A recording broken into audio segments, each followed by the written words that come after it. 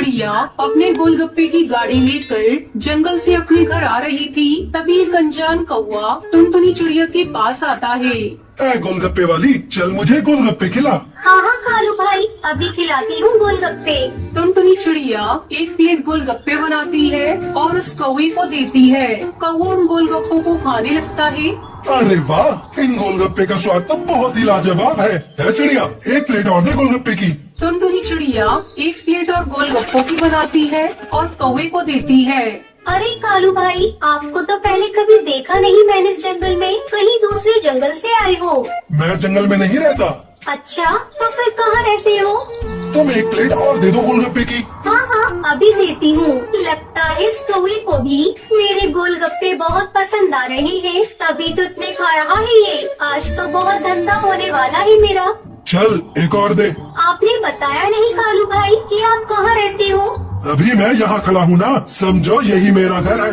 लगता है आप बहुत ही गरीब पक्षी हो या तो फिर अनाथ हो। ना ही मैं अनाथ हूँ, ना ही मैं गरीब हूँ, मैं एक भूतिया पक्षी हूँ। चल अब एक प्लेट और लगा गोलगप्पे की। बकवास किए जा रही है कब से।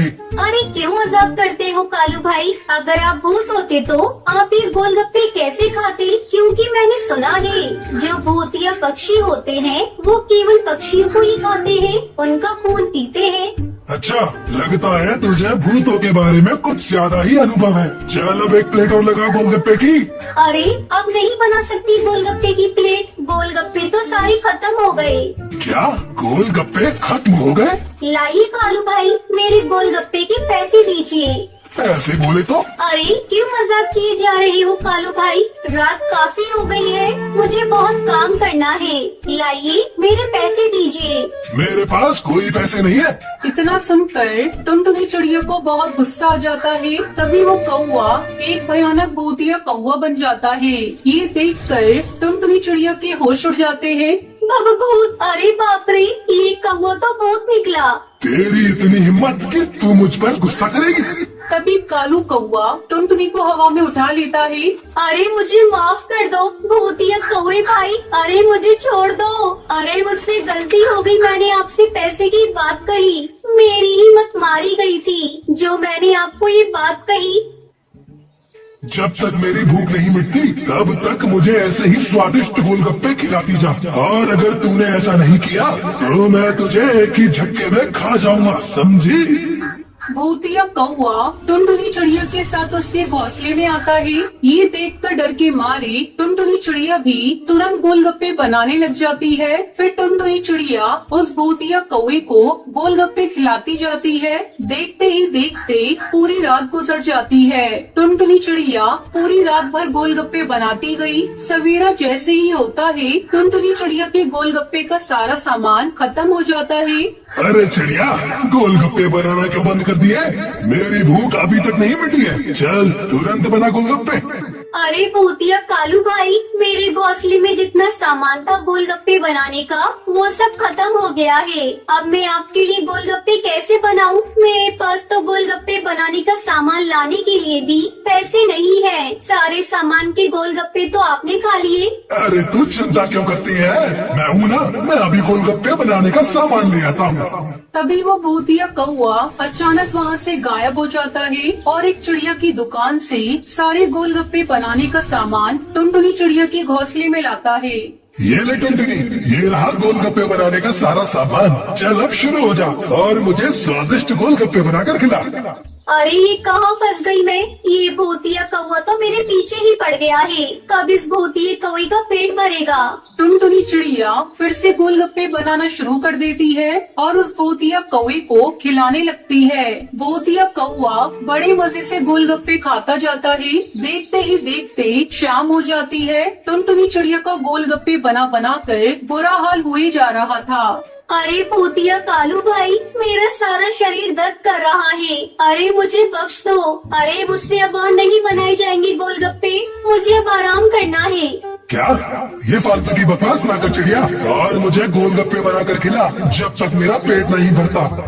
अरे तुम्हारा पेट तो भर ही नहीं रहा है। कल रात से तुम्हें गोलगप्पे खिलाती जा रही हूँ, पर अब तक तुम्हारा पेट ही नहीं भर रहा है। अरे तुम्हारा पेट है या कुआं जो भरता ही नहीं? तू मुझसे इतने गुस्से में बात कर रही है? तुझे तो मैं अभी बताता हूँ। अरे गलती हो गई, मुझे माफ कर दो भूत भाई, मैं बनाती हूँ। टुनटुनी चिड़िया फिर से गोलगप्पे बनाने लग जाती है। लगता है मुझे कुछ करना होगा, कैसे भी करके इस भूतिया कौवे से मुझे अपना पीछा छुड़ाना होगा। तभी टुनटुनी चिड़िया उन गोलगप्पों में चूहे मारने की दवा मिला देती है और उस भूतिया कौवे को खिला देती है। जहरीले गोलगप्पे खाने के बाद उस भूतिया कौवे के पेट में दर्द होने लगता है। ये क्या मिला दिया चिड़िया तूने गोलगप्पे में? अब आया ना उस पहाड़ के नीचे।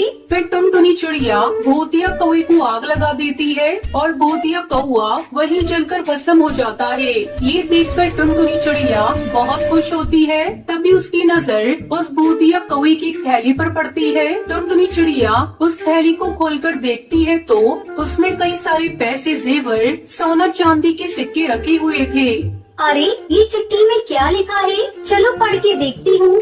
टुनटुनी चिड़िया उस चिट्ठी को खोलती है और उसे पढ़ने लगती है, जिसमें लिखा था कि तुमने इतने प्यार से इतने अच्छे अच्छे गोलगप्पे खिलाए हैं। जब मेरा मन गोलगप्पे खाकर भर जाएगा तो मैं तुम्हारे पास से चला जाऊंगा और जाते जाते मैं तुम्हें ये सारा सामान दे जाऊंगा। उसके बाद तुम्हारा जीवन एकदम से बदल जाएगा। ये बात पढ़ने के बाद टुनटुनी चिड़िया को बहुत रोना आता है और उसे अपने किए पर बहुत ही पछतावा होता है।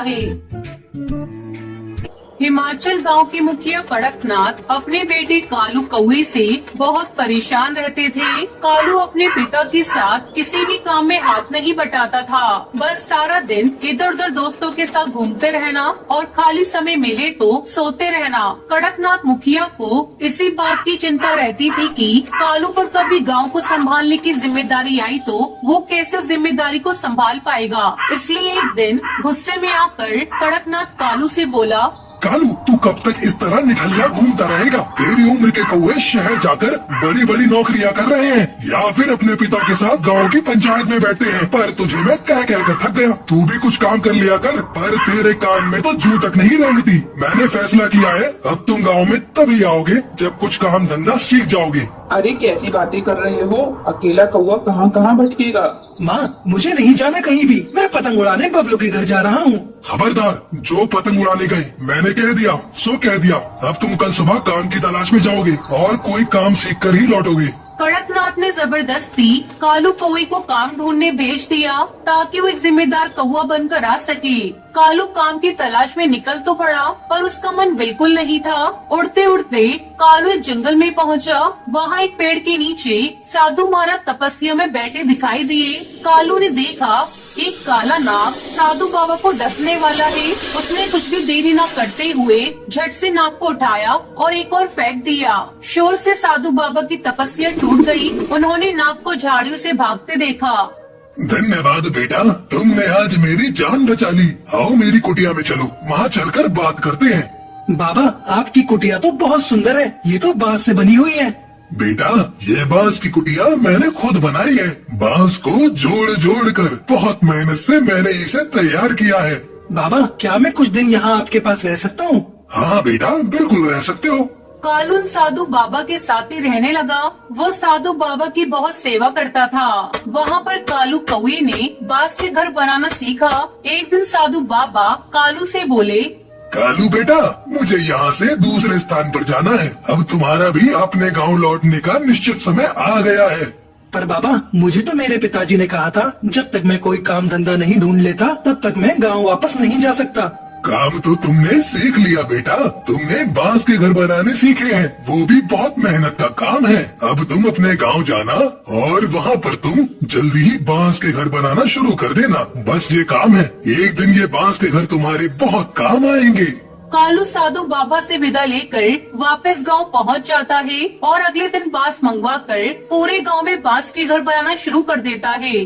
पता नहीं इस कौवे को मैंने काम धंधा ढूंढने भेजा था, पर ये तो बांस के घर बनाने में लग गया है। देखने में घर कितना सुंदर और मजबूत है, पर ये घर किस काम के? यहाँ कौन रहेगा? हैं? गांव में सबके अपने अपने घर, अपनी अपनी जमीन जायदाद है और ये फिजूल की मेहनत कर रहा है। कालू कुछ ही दिनों में पूरे गांव में जगह जगह बांस के घर बना लेता है। मानसून आ चुका था और हिमाचल गांव में कई दिनों से मूसलाधार बारिश हो रही थी। एक शाम पानी का बहाव तेज हो गया, जिससे हिमाचल गांव बाढ़ की चपेट में आ गया। हिमाचल के साथ साथ आसपास के बहुत से गांव बाढ़ में डूब रहे थे। हिमाचल गांव के पक्षी हाहाकार मचाने लगे। तभी उन्हें गांव में बने बांस के घर दिखाई दिए, जो काफी ऊंचे बने हुए, और उन बांस के घरों की छत तक बाढ़ का पानी नहीं पहुंच रहा था। पूरे गांव ने बाढ़ से बचने के लिए कालू के द्वारा बनाए गए बांस के घरों में शरण ली। कड़कनाथ भी अपने बेटे कालू और अपनी पत्नी सुंदरी के साथ उसी बांस के घर में शरण लेता है। बापू, मुझे साधु बाबा ने बोला था कि वक्त आने पर ये बांस के घर बहुत काम आएंगे, और आज हमारा पूरा गांव बाढ़ की चपेट में आ गया है। गांव में एक एक घर बाढ़ में डूब गया है, पर ये बांस के बने घर नहीं डूबे। हमारा पूरा गांव सुरक्षित है। हाँ कालू बेटा, तुमने तो सचमुच अपने गांव के लिए जो किया है वो मैं भी नहीं कर सकता। मुझे तुम पर गर्व है मेरे बच्चे। कुछ दिनों बाद सब कुछ ठीक हो गया। गांव वालों ने कालू की बहुत तारीफ की और फिर कालू खुशी खुशी अपने गांव में रहने लगा। तो ये थी आज की कहानी। आज का सवाल ये है, साधु बाबा कालू कौवे को क्या काम सिखाते हैं? अगर आपको पता है तो आप हमें कमेंट करके जरूर बताएं। वीडियो अच्छी लगी हो तो इस वीडियो को लाइक और शेयर करना ना भूलें।